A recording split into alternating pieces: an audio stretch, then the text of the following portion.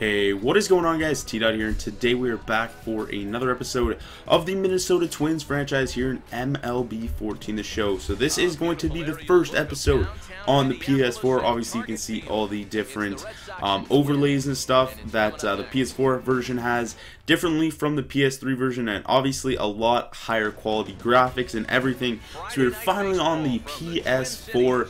Well overdue, and this is going to be the first episode of the Minnesota Twins franchise on the PS4. We ported this franchise from the PS3, so it is going to be the exact same series, and we're just going to continue where we left off on the PS3. So we're taking on the Boston Red Sox in this episode. We are just a few games over 500 at this point. We're in contention for the division and definitely in contention for the wild card, so we should have a very good shot of making the playoffs here in year 2. So Kyle Zimmer is going on the hill for the Minnesota Twins in this one. He's 3-2 with a 2.82 ERA, and that's definitely a huge improvement of what he put up last season. He went like 0-11 with like a 5 to 6 ERA, and he was up and down from AAA throughout the whole season last season. So he's definitely improved those numbers from last year, and he's had a very solid start. Even though it's really still early, he's only had 9 starts. This will be his 10th start.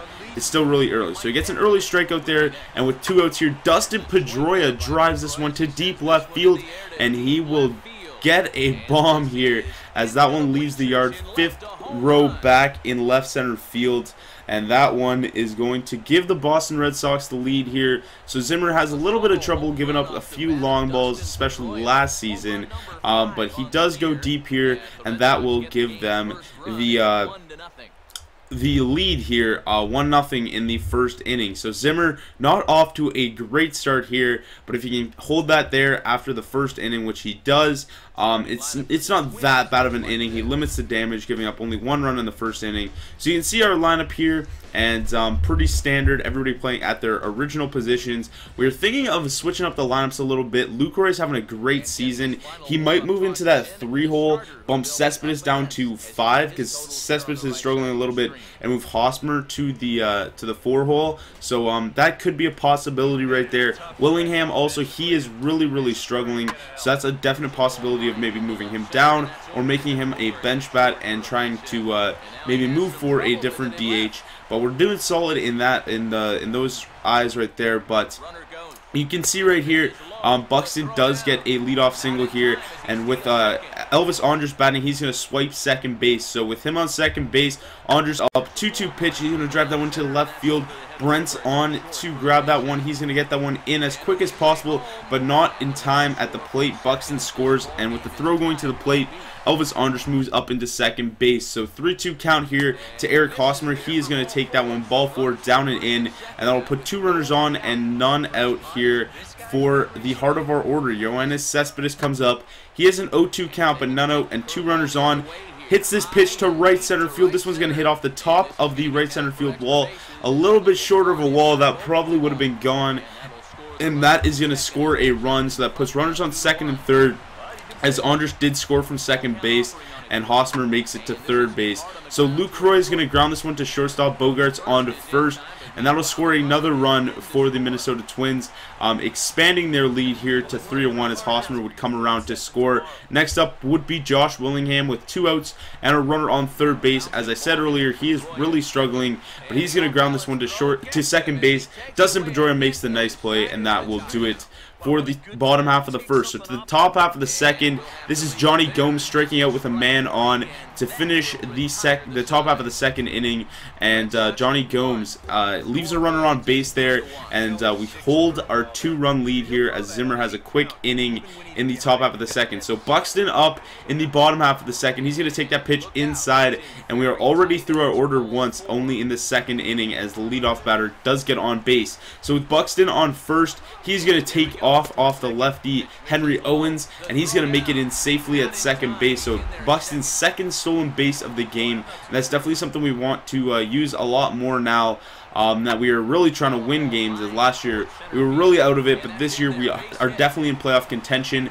But right here, Elvis Andrus is going to get his second RBI of the day as he drives in Buxton from second base, and that stolen base proves to be very, very important there. So next up would be Jonathan Lucroy. He's going to line this one down the left field line past the third baseman, Will Middlebrooks, and that'll put 2 runners on after Lucroy did get that base hit down the left field line.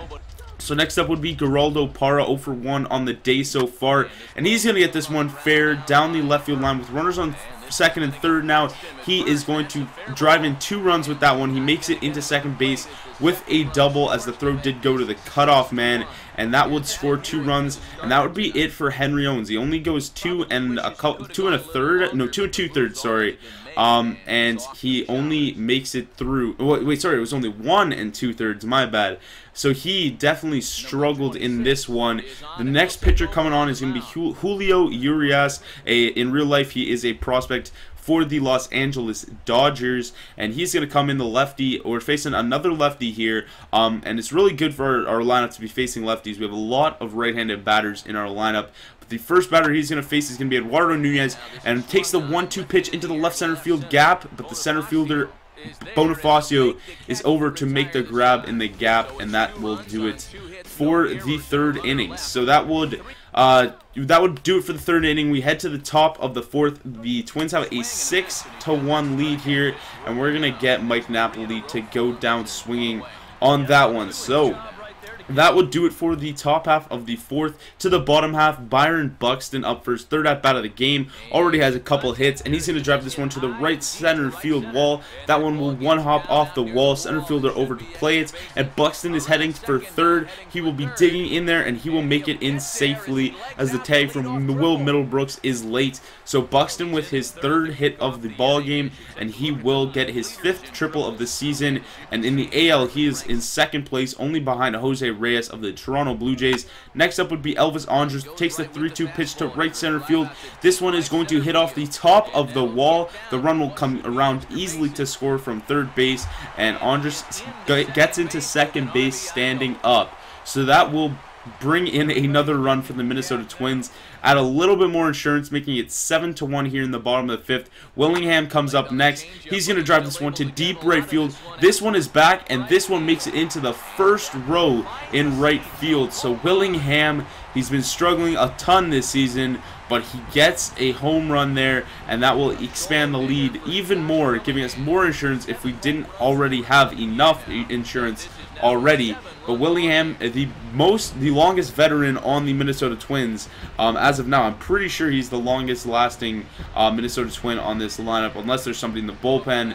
But he's been with the Twins for a while. Obviously came from the Oakland Athletics, and in real life he is not on the Twins anymore. He went to the Kansas City Royals in a move. I can't remember who they got back, but you can see here Jared Burton's going to come in here for the 7th. Zimmer had a nice day, only giving up he only gave 1 run through the 6 innings of work on that Dustin Pedroia homer. So Burton comes in here with a 7-run lead. He is going to strike out David Ortiz. Big Poppy gets sat down, and our back of our bullpen is really doing well this season. Burton, Reed, and Glenn Perkins, obviously. Glenn Perkins, I believe he's leading the league in saves. So that's going to do it for the inning here, as Bogarts, I believe he did end the inning grounding out to shortstop. So that will do it for the 7th inning.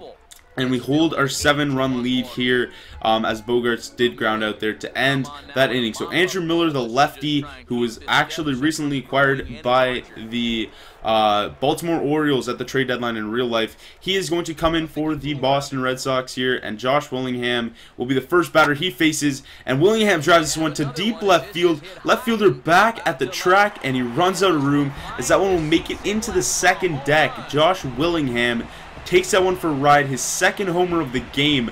As I said earlier, he's really struggled coming in this game. He's been batting like 160 to 180 for the course of the season, and he goes deep twice in this game.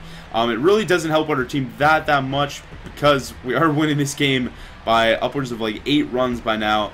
But Willingham goes deep twice in this one, and that would do it for that inning. So Kevin Quackenbush, the right-hander who we picked up in the Rule 5 draft from the San Diego Padres in the offseason, he had a decent season, sub-4 ERA. The first batter he faces is going to be Bonifacio. He's going to chop this one back to the mound. Quackenbush could not get off the hill in time, and that will be an infield single for the speedy leadoff hitter for the Boston Red Sox. So the next batter is going to be Bryce Brents, and with the runner on first base, he is going to line this one down the left field line past the diving Miguel Sano at third base, and that'll put 2 runners on here and none out for the heart of the order, and this would be the spot for David Ortiz with the bases juice now. 3-1 pitch to center field. Buxton heading back at the track. He jumps at the wall and cannot grab that one, mistimed his jump just by a little bit, and David Ortiz brings their team within a few runs here as he goes deep with that one. That will be a grand slam, and that would prove to really hurt Quackenbush's ERA. But still, we do have a very big lead still. I believe we're still up by 4 runs. But David Ortiz driving that one to dead center field, drives in 4 runs with that one. And Dominic Leone, another Rule 5 draft pick from the Minnesota Twins this past offseason. He's going to come in. He's doing a little bit better than Kevin Quackenbush. But here in the top of the 9th, he is going to get the last batter of the game to pop this one up to left field. Cespedes settles under it and hauls that one in for the final out of the ball game. So we do go on to win it by 4 runs in this one, and a huge victory for us. Well, not a huge victory because the Boston Red Sox aren't that much in contention because they're well below 500. But Quackenbush was pretty much the only guy in a Twins uniform that didn't have a good day, especially on the pitching side. So a very nice day all around for the Twins, other than that grand slam that we gave up. So Willingham gets the player of the game with those 2 homers. He goes 2 for 4. That'll improve his average a little bit. But you can check out the box scores on the way out. The Boston Red Sox had 5 runs on 6 hits, no errors. And the Twins had 9 runs on 10 hits and no errors. So a nice game for the Minnesota Twins in this one. If you did enjoy, leave a like, and I'll try and get more and more of these out, as many as possible of these out in the near future. So thank you guys for watching. I will see you guys in the next one. Peace.